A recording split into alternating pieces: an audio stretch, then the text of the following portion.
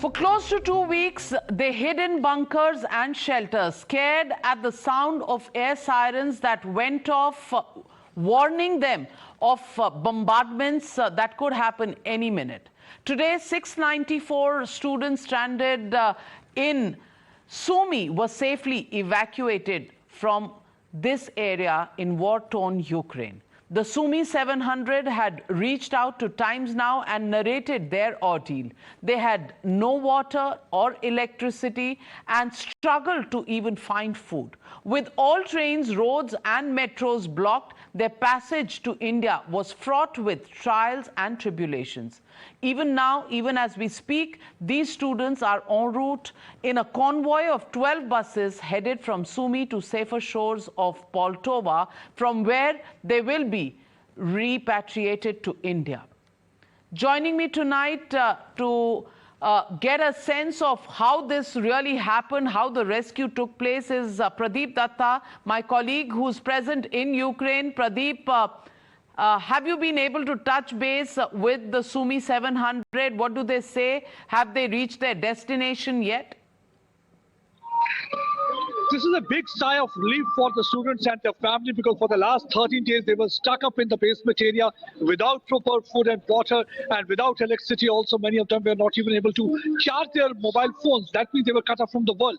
But yes, one man should be given a credit for that, and none other than Prime Minister Narendra Modi. Why I'm saying? Because he was the only person at a time when everybody is exchanging bullets, they're firing bombs and they're hurling grenades at each other. At that time, he's able to broker a deal, and he's able to ensure humanitarian corridor for his students, for his countrymen.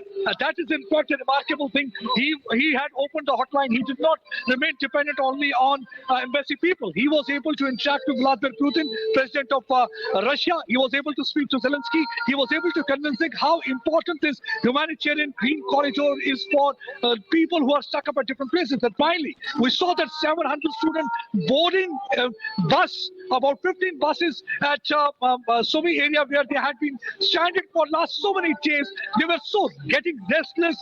There was a lot of anxiety, but the moment they boarded the bus, one could see smile on their faces. I think that is what one should give credit to Prime Minister for, that his charisma, his diplomacy has worked, and that diplomacy has been able to give diplomatic shield to these. Absolutely. Absolutely. It's a diplomatic coup to be able to create a corridor to get them out in 12 buses and get them through the border to Poltava in Poland, and then to fly them home from there. Clearly, the government of India, the Ministry of External Affairs, and of course, the lead taken by Prime Minister Narendra Modi in the rescue of these Sumy 700.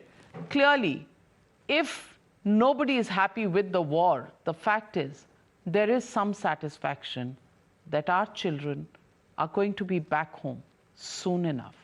And they can't, and their families can't thank the Prime Minister enough for this feat when all was seemingly lost. 13 days of shelling, 13 days of firing and missiles all around them. And today, they're back to a safe zone, looking forward to their flight back home to their family.